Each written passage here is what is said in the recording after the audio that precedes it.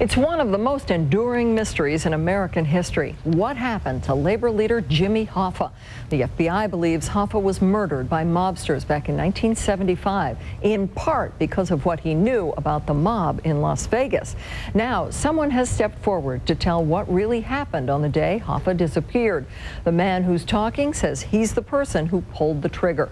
George Knapp of the I-Team is here with the story. George. Well, Paul and Dave, it isn't too often that a mafia hitman comes forward to reveal details about murders carried out for organized crime. The disappearance of Jimmy Hoffa was one of the biggest crimes of the last century, one with roots right here in Las Vegas. The person who killed the Teamster boss was someone Hoffa trusted.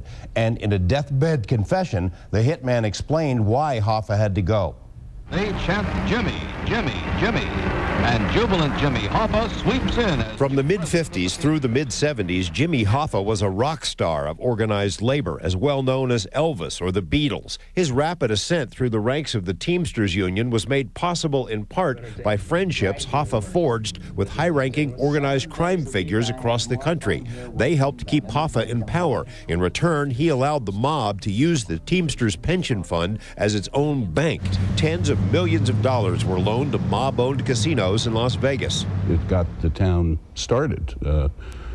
Before banks would loan money to casinos, before Wall Street and public equity, public debt funds were available, that's where you got money to start building casinos. But for Jimmy Hoffa, I don't think any of this would have happened. Former prosecutor and homicide investigator Charles Brandt thinks Hoffa probably deserves a statue in Las Vegas because of what the pension fund loans meant to the town, even though the loans came with unwritten strings attached. The casinos that took the loans allowed the gangsters to skim millions of dollars as part of the deal. Like the rest of the country, Brandt is fascinated by the disappearance of Hoffa back in 1975. But unlike most, Brandt says he knows what happened on that fateful day. The man who killed Hoffa, he says, is former Teamster official Frank Sheeran. He knows because Sheeran told him, as detailed in the book, I Heard You Paint Houses. In 1957, Jimmy Hoffa had become president of the Teamsters, and he wanted to consolidate his power, and he needed some muscle. He contacted mob boss Russell Bufalino, who was one of his closest allies in the mafia, looking for muscle. Russell put Sheeran on the phone with Hoffa, and the first words that Hoffa uttered to Frank Sheeran were, I heard you paint houses. And that means you kill people. The paint is the blood that spatters on the walls and the floor.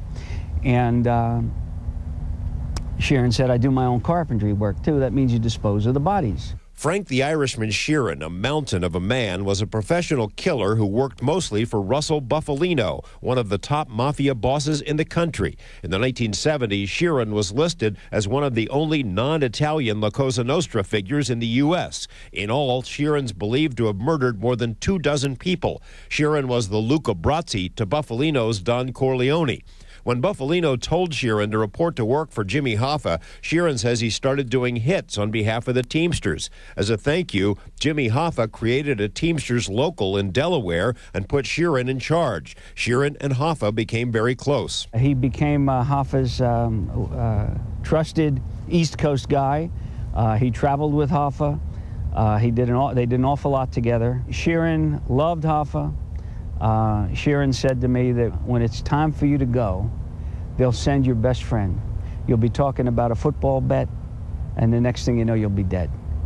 And they selected Sheeran to kill Hoffa because at the time, Hoffa was very leery. He knew that he had enemies that wanted him dead. Hoffa was sent to prison for jury tampering and planned to return to power upon his release. According to Brandt, Hoffa arranged a $500,000 bribe to the Nixon administration, money that was skimmed from Las Vegas casinos and delivered to Nixon's Attorney General John Mitchell by none other than Frank Sheeran.